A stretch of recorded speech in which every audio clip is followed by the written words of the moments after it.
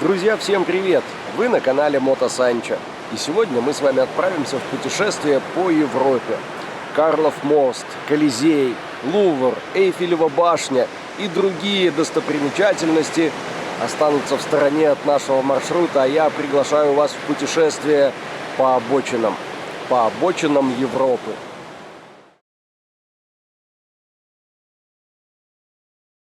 Подведем итоги. Проснулись мы в 8:15. Сейчас на часах 10:25. Очень много времени ушло на сборы, а больше всего на сушку. Все было мокрое.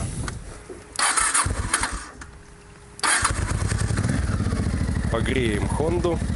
Маршрут построили до города Сарагосы, Испания, недалеко от границы.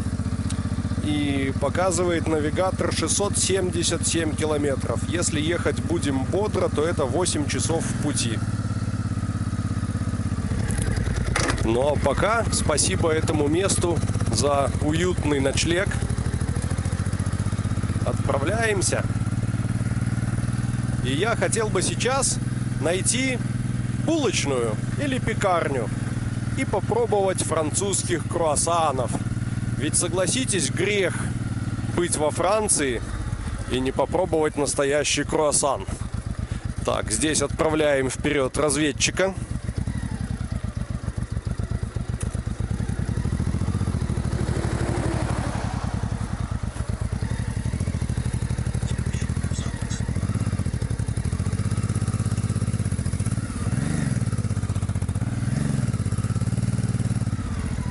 Выбрались. Давай на ту сторону.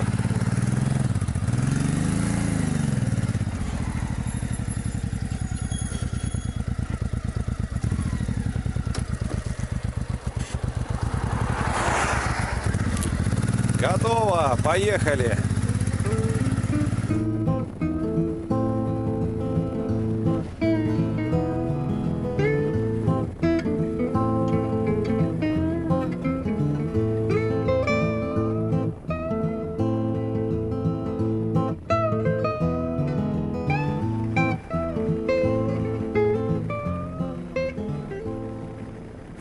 Очень много во Франции колец, даже на автострадах. Только разгоняешься, кольцо. Буквально через каждые 3-4 километра.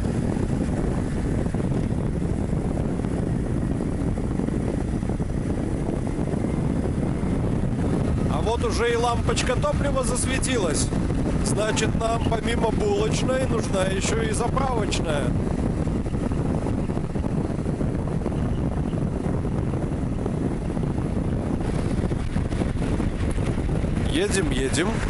Едем. А ни заправок, ни городов. Такое ощущение, что эта дорога проходит мимо. Попробуем поискать. Нашлись сразу две заправки в какой-то деревушке в 4 километрах. И действительно, с этой дороги надо съехать в сторону. Совсем недалеко, но съехать.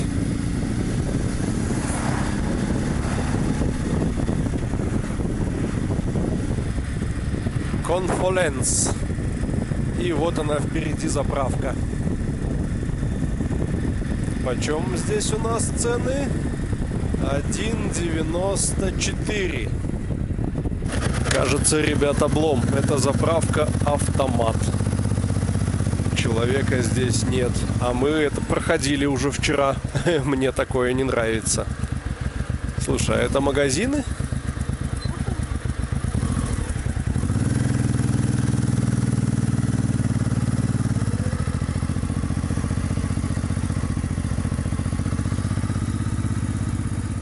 С заправкой не сложилось, ну хоть за продуктами зайдем.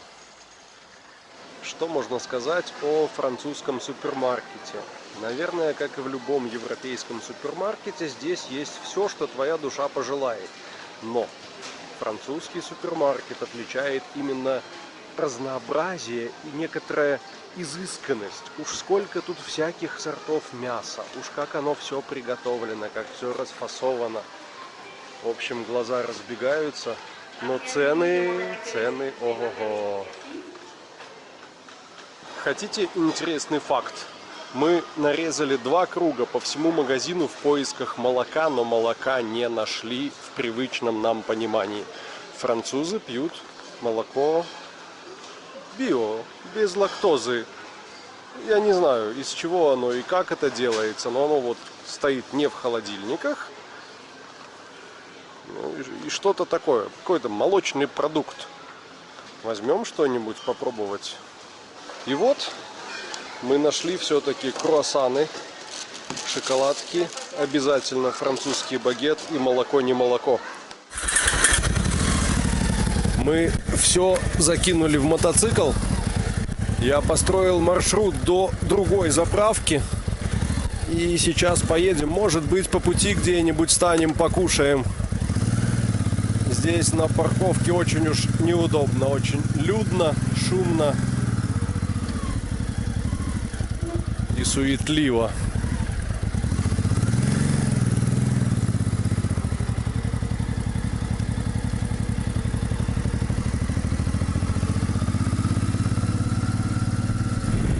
Едем как раз через какой-то городок, по пути смотрим еще аптеку. Из-за этих дождей и холода все простывшие, все кашляют. Надо купить что-нибудь от кашля, какие-нибудь леденцы рассасывать, что ли. Оно, конечно, здорово, что уже потеплело и что впереди нас ждет жаркая Испания, но болеть не хотелось бы.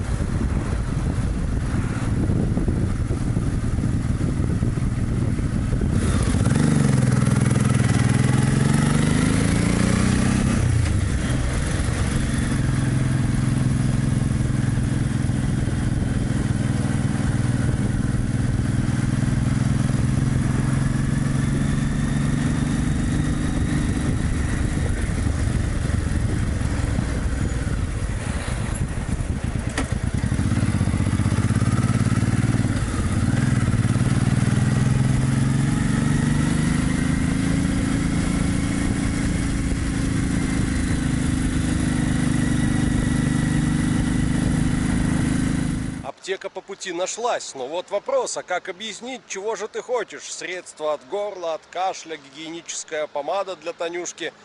Google Translate прям решает. Все понятно, все сделали, все купили.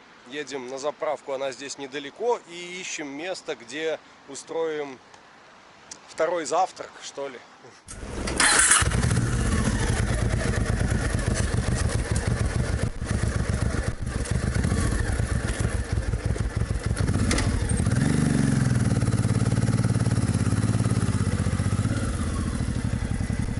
И вот уже я вижу впереди заправку.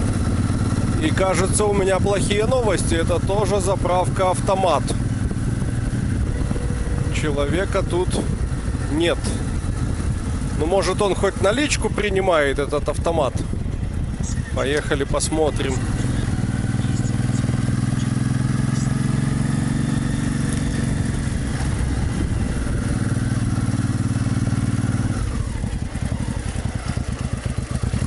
И рядом с заправкой стоит стиральная машина большая. Прикольно.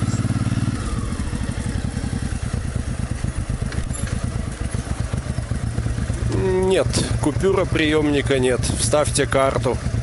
Точно такой же аппарат, как тот, на котором мы были. Нашел следующую заправку. Специально открыл фото, изображение, посмотрел, чтобы это была именно заправка с офисом, с человеком. До нее 7,5 километров, кажется. Да, и надо возвращаться обратно через этот город.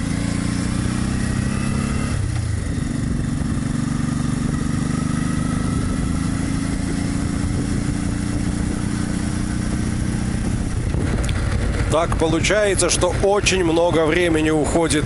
Пока собрались, пока свернулись, пока выехали, заправились, позавтракали, а вот уже и обед. Зато гляньте только, по каким местам мы катаемся. Какая улочка симпатичная, какие деревья вековые. По 2 метра в обхвате. Просто гиганты. Флаги, я так понимаю, французскоязычных стран. А здесь сворачиваем вдоль набережной. У нас прям обзорная экскурсия. Красота.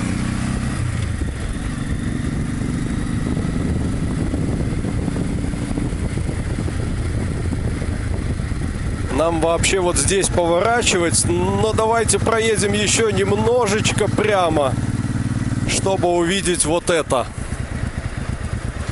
Что это за зверь такой? Это Бугатти. Судя по всему, стоит для привлечения внимания к какой-то мастерской.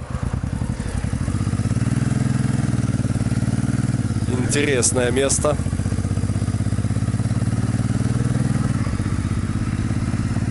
Вполне возможно, что рабочий экземпляр. По крайней мере, двигатель внутри есть.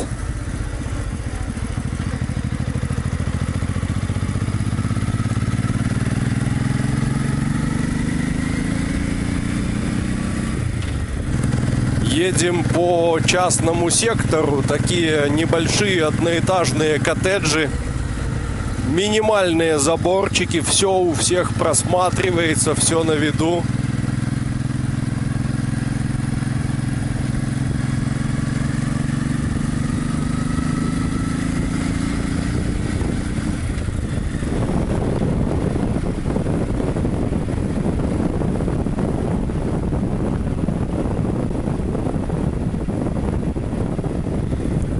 Ну, наконец-то. Нормальная заправочная станция.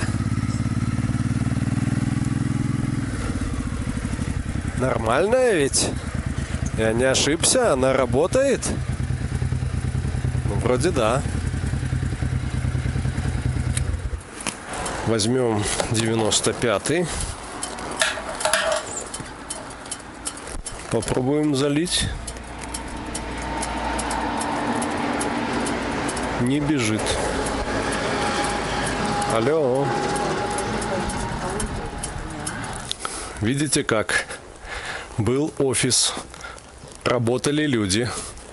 Все закрыли. Поставили аппарат. Женщину вынули, автомат засунули. Ну, давайте посмотрим до следующей. Нам еще бензина хватит. Нашел еще одну заправку в навигаторе. До нее 27 километров. С учетом канистры точно дотянем. И здесь, гляньте, столик есть. Можно присесть, позавтракать. Вон там есть еще один.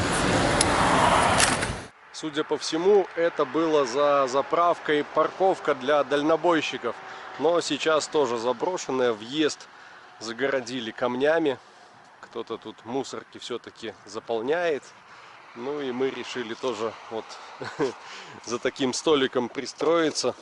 Вдарить по круассанам. Но что-то с заправками ситуация сложная.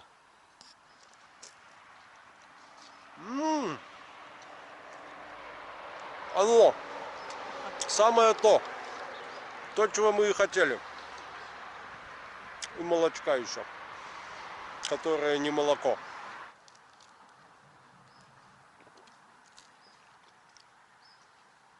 Насчет молока все странно. Оно вроде похоже, и в то же время понимаешь, что это не настоящее молоко, не коровье. Из чего его делают?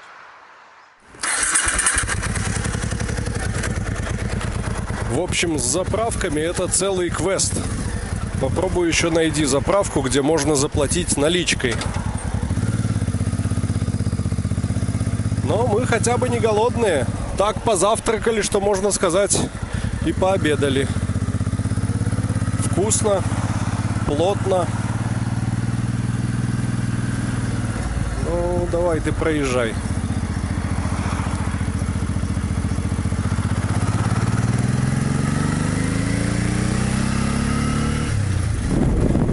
мало надежды, что на остатках топлива в баке мы доедем до этой заправки.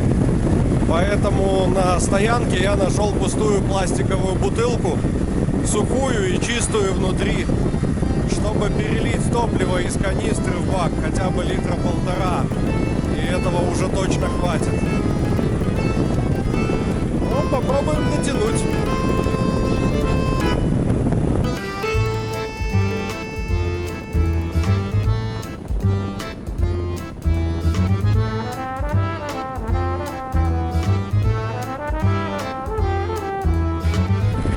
Вот уже и около километра остается до заправки.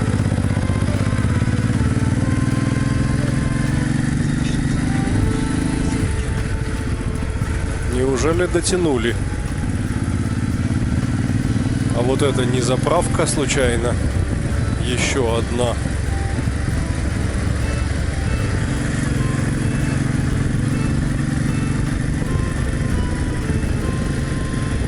Нет, это не заправка.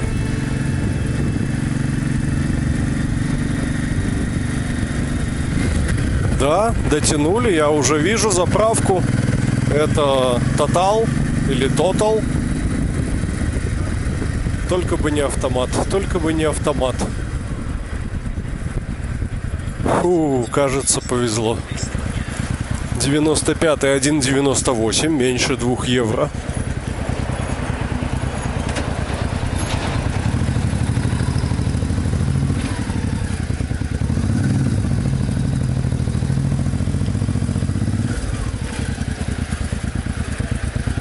Где 95-й? Вот 95-й. Заправился на 23 евро. Значит, это нам пока не пригодится. Возвращаемся на маршрут. И навигатор пишет, что нам осталось 601 километр до Сарагосы. Так, надо, наверное, развернуться. То есть мы за это утро проехали всего 70 километров. Со всеми этими плутаниями и поисками заправок. Медленно, медленно, надо наверстывать.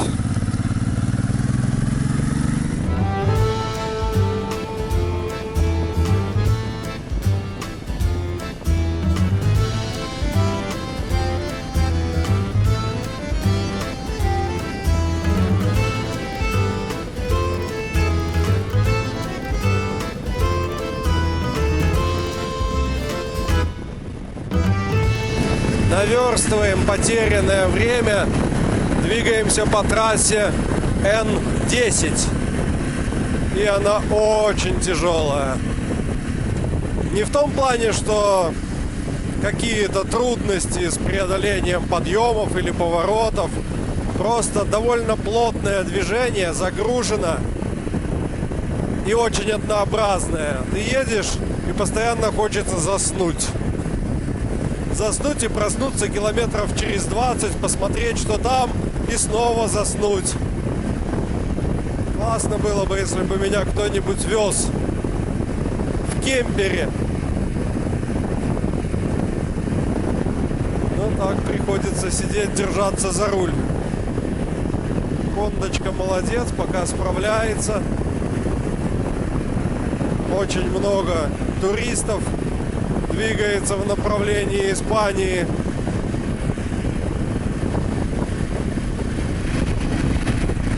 Только что обогнала нас фура. Вот впереди едет. Мы за ним пристроились. Дядька мигал дальним, руками махал. Мы долго не могли понять, в чем причина, что не так. А оказывается, поляк увидел польские номера и приветствовал земляков.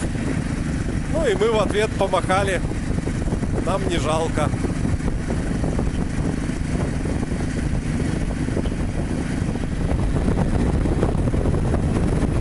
Съезжаем на стояночку для короткой передышки. И вы только гляньте, что показывает термометр. 28 градусов. Это на ходу. Это когда он обдувается ветром. А сейчас остановимся, думаю, за 30 зашкалит. Очень стало тепленько. Хотелось бы уже снять куртку.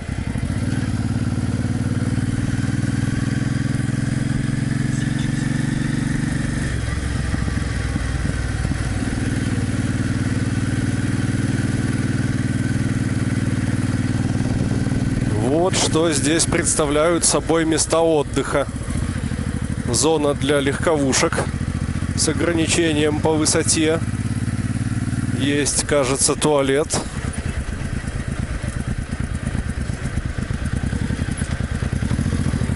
И зона для дальнобоев. Тени, к сожалению, нет. Несколько кемперов. Один поновее, со скутером на задней платформе. Один чуть постарше. Fiat Ducato. И я вот что заметил. Чем южнее и жарче регион, тем меньше заморачиваются оборудованием мест отдыха. Тем меньше комфорта, скажем так. Вот почему бы не сделать навес? Ведь солнце, жара. Где-нибудь в Германии стояла бы беседка, да в Беларуси стояла бы беседка. А здесь вот стол и все. Деревьев нет, тени нет. Все жарятся. Я уж молчу про такие страны, как Монголия и Казахстан. Там, по-моему, вообще никаких удобств на стоянках не предусмотрено. Просто утрамбованная земляная площадка, где дальнобои ставят фуры. И в лучшем случае можно где-нибудь посидеть на травке, если эта травка еще не выгорела. Ну, посмотрим, как в Испании с этим делом обстоит. Двигаемся дальше. Я, если заметили, снимаю одну перчатку, потому что очень сильно врезается кольцо в палец. Без нее все удобно, только одеваешь перчатку, боль просто невыносимая. Ну, а мне проще снять перчатку, чем кольцо. На правой руке порядок, поэтому не снимаю, чтобы мозолей от ручки газа не было.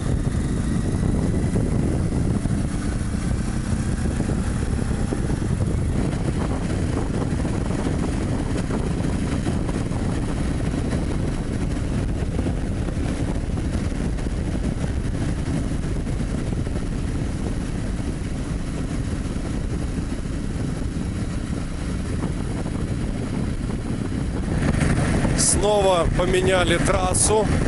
Теперь это А10. 3 полосы в каждую сторону.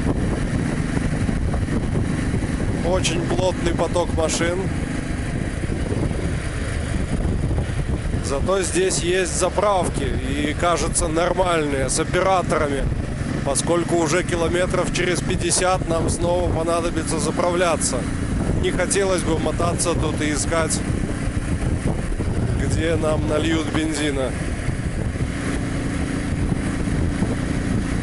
Все, становлюсь за фурой и еду. А то как-то тут слишком оживленно.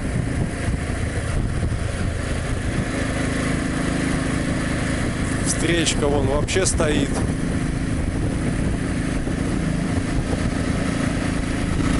Пересекаем какую-то огромную реку. Вы только гляньте, какая ширина.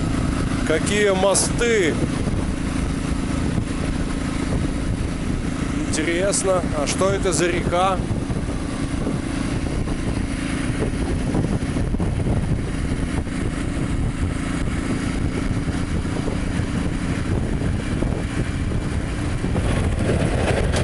Все окружающие фуры замигали аварийками. И, кажется, мы тоже становимся в пробку. Хорошо, что мы не на Урале. У Хонды принудительное охлаждение. Помпа работает, температура держится в районе середины шкалы. По ногам только мне так шпарит горячий воздух от радиатора. Но тут уж ничего не поделаешь.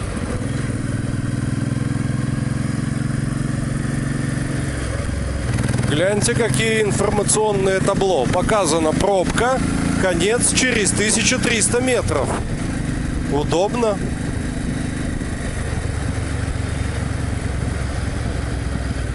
Какой сеновоз.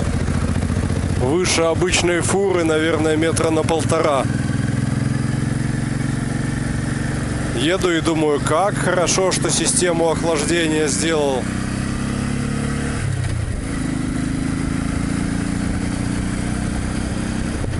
Пожалуй, вчерашняя французская пастораль с этими тихими городками и проселочными дорогами мне больше нравилась, чем автострады сегодня. Тут какой-то дурдом. Не Махачкала, конечно, более все прогнозируемо, но движение напряженное.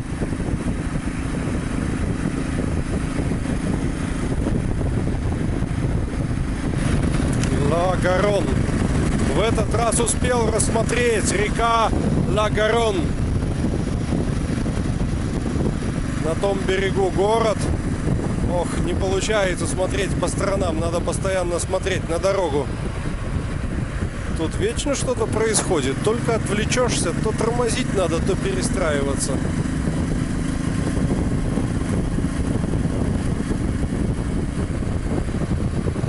Но водичка, конечно, цвета глинисто-песчанистого. Купаться в такой речке я бы не стал.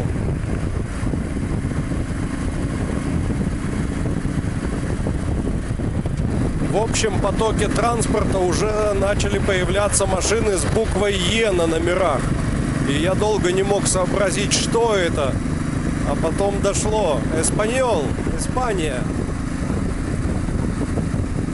Также видим Нидерланды. Голландцы куда-то поехали. Французы. Здесь такое своеобразное бутылочное горлышко. Все дороги сходятся в одну, которая ведет в направлении Испании. Поэтому очень много разных номеров. Очень много разных стран представлено. В полях по обочинам стоят поливочные машины. Конечно, без полива тут все сгорит.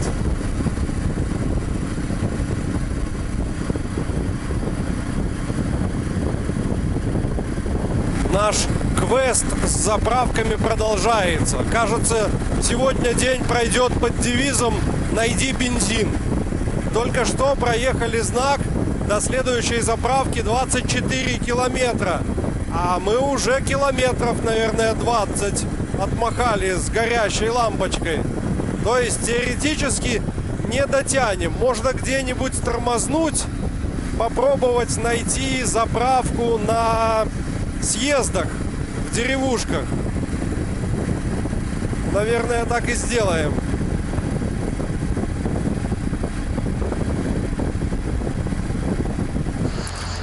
Слышите, как стрекочут цикады?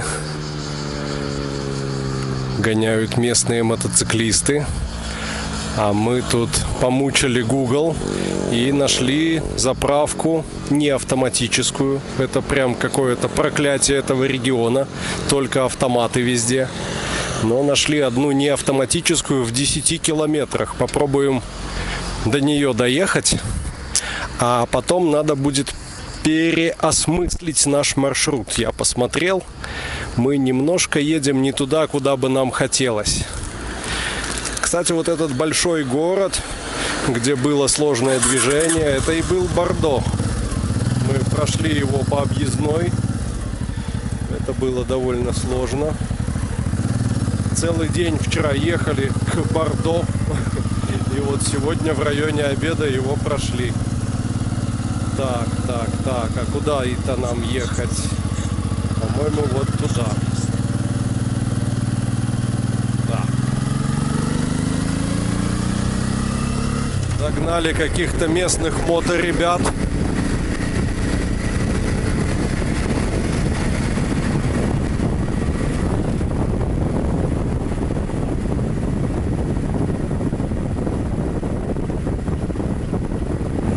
А слева И справа вот этот лес, если я не ошибаюсь, это можжевельник. Во всяком случае, пахнет он прям можжевельником. И вы можете себе представить, какой тут аромат прогретого солнцем можжевелового дерева, смолы. Ух!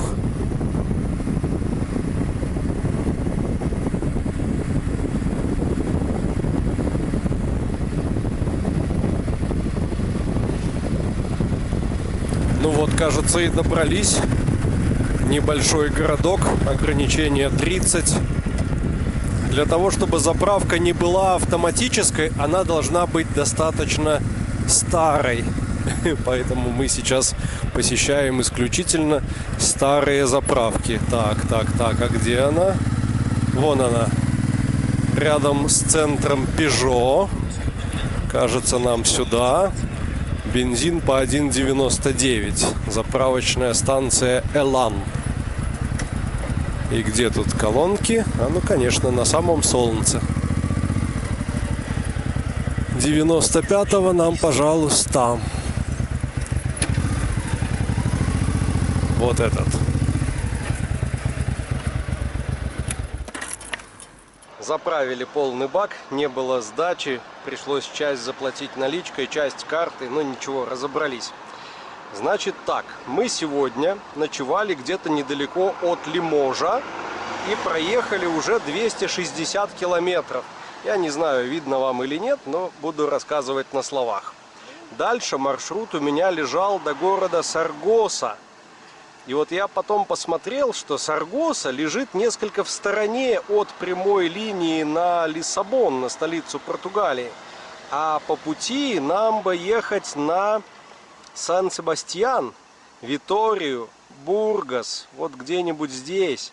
Мало того, мы здесь еще и вдоль побережья пройдем, может быть, увидим море, а может даже где-нибудь и остановимся переночевать. Но это пока так, сугубо фантазии.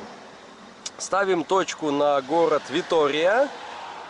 Это уже Испания. Маршрут осталось 322 километра. Ну, это превышает нашу дневную норму, но всегда стремиться надо к большему, поэтому так и поедем.